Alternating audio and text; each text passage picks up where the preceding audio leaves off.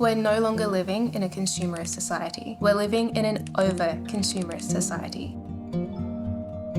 There seems to be this never-ending pressure to accumulate more and more, to have bigger and better things, to keep up with the revolving door of fashion trends. Buying the latest and greatest new shiny thing is used as a measure to define success in a world where possessions are likened to our worth. We're no longer living in a consumerist society. We're living in an over-consumerist society. And this pursuit of more is taking its toll on our planet. But all is not lost. Eco-minimalism has quietly spread its influence as one of the most compelling reactions and crucial responses to the depletion of our planet's resources. So today, we're explaining what exactly eco-minimalism is, its 9 core principles, and why our world and future generations desperately need more eco-minimalists. So what is eco-minimalism? Eco-minimalism is a lifestyle focused on combining the simplicity of minimalism with a holistic focus on environmental sustainability. It encourages individuals to simplify their lives and reduce their ecological footprint. Eco-minimalists focus on 1. Owning and consuming fewer material possessions, and 2. Making more environmentally friendly, conscious choices. Eco-minimalism is a response born of the challenges of overconsumption, greed, and environmental degradation from a world obsessed with fast fashion, lining up for the latest iPhone, and having the fanciest car in the neighborhood. We're bombarded with advertisements and clever marketing campaigns from before we can even speak, and grow up hearing the same messages from multi-billion-dollar industries that we need the thing they're selling. But this accumulation of stuff, the parade of buying things that seem to wear out faster and faster, the propping up of industries that are built upon the backs of planned obsolescence, it's making us spend all our money, so we need to spend even more of our time working our lives away. This obsession with stuff is making us feel overwhelmed, overworked, and overburdened. It's causing harm to ourselves and our environment. The pursuit of excess has somehow become normalized, that we don't even realize we've become like that frog in boiling water, as we're sinking amongst clutter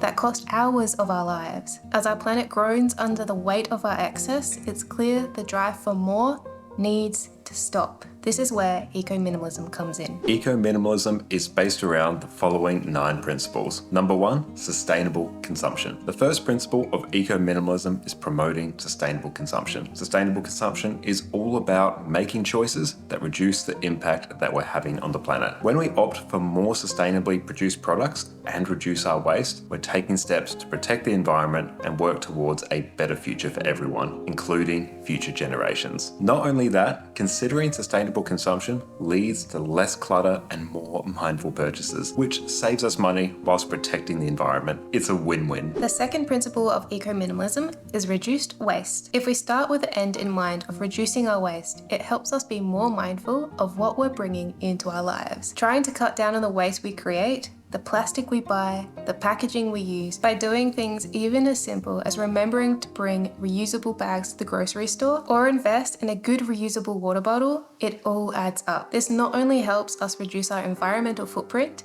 and prevent more waste from going to landfill, but it also benefits us directly by keeping our lives free of excess and unnecessary clutter, and it saves us money in the long term. Number 3, reducing your CO2 footprint. Climate change is one of the biggest challenges of our time, and eco-minimalism helps us combat this by focusing on reducing your personal carbon footprint, which is basically your impact as a number on the planet. There's an online calculator you can use to figure out your CO2 footprint, and we recommend plugging in your own numbers if you're curious about your current impact on the earth compared to others. Once again, by focusing on more sustainable choices and being mindful of our actions and purchases, eco-minimalists do their part to ensure a cleaner and healthier planet. And first, figuring out your CO2 footprint, then finding actionable steps to reduce it where you can, is in line with an eco-minimalist mindset. The fourth principle of eco-minimalism is repair, reuse, and recycle. In a world plagued by planned obsolescence, it's become the norm to simply throw things away when they start to fail. This not only massively contributes to the sheer amount of waste our society creates, but it also leads us to having more cluttered lives, as our broken things pile up faster and faster than ever before. Eco-minimalists acknowledge we now live in a largely throwaway and convenience culture, and they want to do something about it. They want to protect our precious earth as best they can,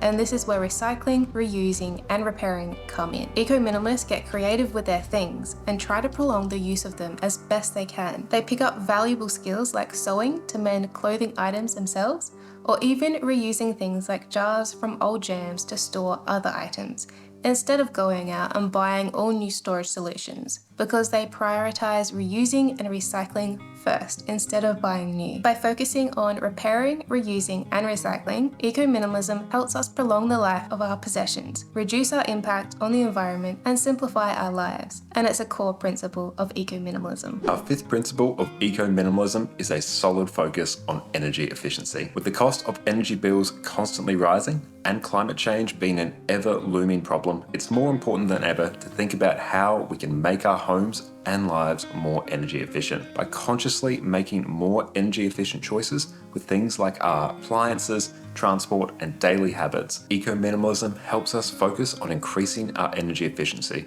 which is great for the environment as well as saving us money in the long term. Next up, as number 6 on our list, we have shopping local. Nowadays, it seems like we have no choice but to make our purchases from huge supermarket chains and multinational corporations who don't have the best track record when it comes to sustainability. Eco-minimalism encourages us to shop locally, which, with the diminished transport and storage costs associated with buying local, it helps us to make the more sustainable choice, whilst also supporting local community and connections with those around us. The seventh principle of eco-minimalism is always looking for quality over quantity. Everything we buy these days seems to wear out faster and faster. Clothes that used to last us years are falling apart at the seams in a matter of months. Instead of lasting multiple seasons, that new pair of boots need replacing year after year. Eco-minimalism encourages us to focus on the quality of our purchases rather than the quantity of them. Instead of buying multiple cheaper items that fail quickly and need to be replaced and sent to landfill, it's far better for the environment and your wallet to make fewer, higher quality purchases that will serve us for years. This not only reduces our environmental footprint, but also stops the avalanche of broken down possessions from cluttering up our lives. Quality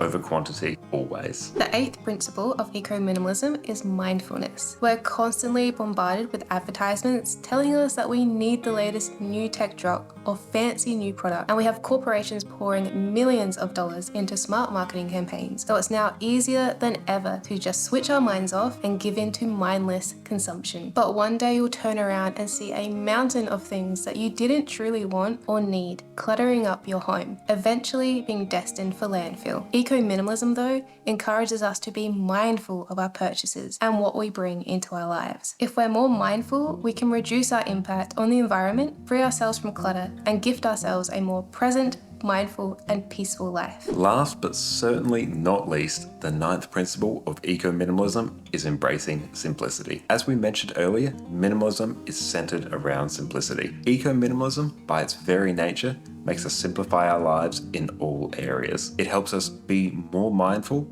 less overwhelmed, and more environmentally conscious. It makes us prioritize what's truly important to us and the environment and simplify things from there. Our lives seem more complicated than ever, with countless products flashing in front of our eyes and a million different things vying for our attention. It's easy to become overwhelmed. By helping us focus on and find joy in simple things, eco-minimalism lets us live a more peaceful, intentional life through distilling things down to their simplest parts. Eco-minimalism combines minimalism's pursuit of simplicity with a firm commitment to protecting our planet. But it's not just about individual personal choice. It extends to a collective responsibility. Eco-minimalism is a blueprint that lays out how we are all interconnected, and the actions of one individual can have a ripple effect that extends far beyond just ourselves. Thank you all so much for watching. If you enjoyed today's video, make sure to leave a like and subscribe for some more insightful minimalist videos. Let us know in the comments below if eco-minimalism resonates with you or if it has helped you live a more simple, environmentally conscious life. And with that, we'll catch you all next time. Bye. The 8th principle. Principle.